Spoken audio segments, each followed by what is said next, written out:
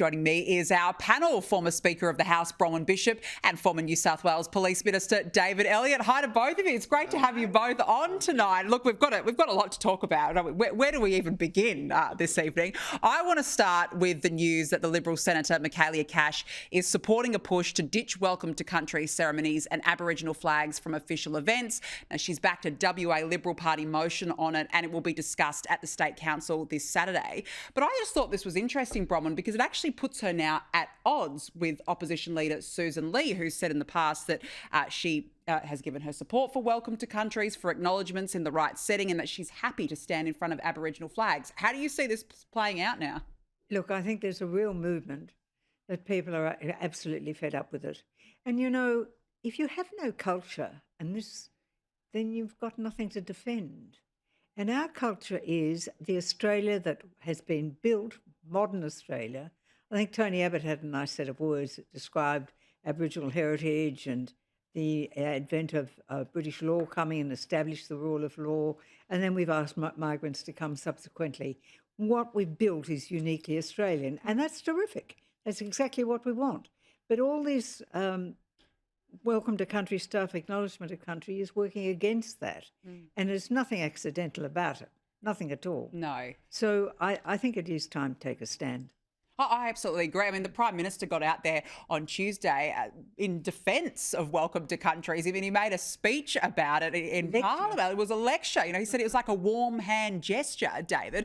But I think Michaelia Cash is spot on this. Her impassioned defence of Jacinta Price was fantastic. Do you think that there is now a movement, like Bronwyn said? Oh, I've no doubt that there is a movement away. And the polls are saying that. The feedback you see in the mass media says that. I mean, I have no problem acknowledging a Aboriginal elder at an event. I have no problem with that at all. But when you do 3 acknowledgement to countries at the same event, it's like saying grace before every course. I mean, it devalues, as Michaelia Cash has said, it devalues the ceremony or the importance of it. And the fact of the matter is it's been jammed down everybody's throat, hasn't been explained. Nobody's got any historical record of it occurring 100 years ago. I mean, our Aboriginal soldiers who went to the Second World War weren't given acknowledgement of country or a smoking ceremony before they went. No. They didn't complain about it when they came back as heroes. So I think we need to take a step back and accept the fact that we have probably done more harm than good here. Oh, look, I completely agree. I mean, as mentioned, it was designed by Ernie Dingo, and that's where it's becoming now. You land, you hear it all the time. So there needs to be some sort of debate. Now, look, let's talk about beef. Beef was a topic of the day today. The Albanese government has lifted a long-standing ban on US beef. Australia's refusal to import US meat was one of Donald Trump's main gripes when he slapped tariffs on our exports. But the opposition have accused Albo of bowing to Trump. Have a look. It looks as though it's being traded away to appease Donald Trump. So if the government has found some way of dealing with that issue, protecting our domestic agricultural industry from the introduction of foreign diseases and pests, then they should say so. Our concerns would be any watering down of those science-based protocols. Bronwyn, do you believe that this had nothing to do with Trump tariffs? What do you think? Of course it has something to do with it.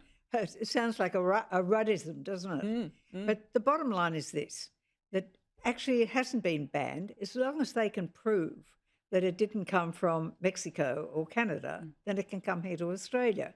Now, somebody said, oh, it's 99.9% safe. That means 1 in 1,000 isn't. Yeah.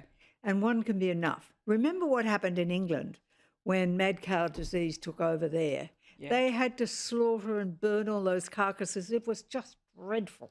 And of course, for years after that, anyone who'd been in Britain and eaten that meat was not allowed to give blood here. Mad cow disease means that if it gets into your brain, the brain disintegrates. Oh, it's terrible. And it's the most appalling disease. Now, what we have done is protect ourselves. $3 billion worth of beef went to the United States, but that's out of $11 billion of exports.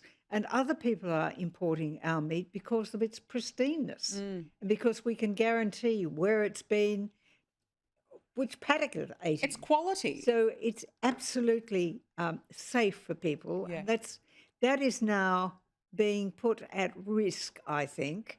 I think the idea that it should get proper second opinion, if you like, from someone Yeah. like the CSIRO, is a good suggestion. But I just don't think that you can believe, for instance, Minister Watt. I don't think I believe a word that ever comes out of his mouth. Absolutely not. I He's mean, just an attack dog.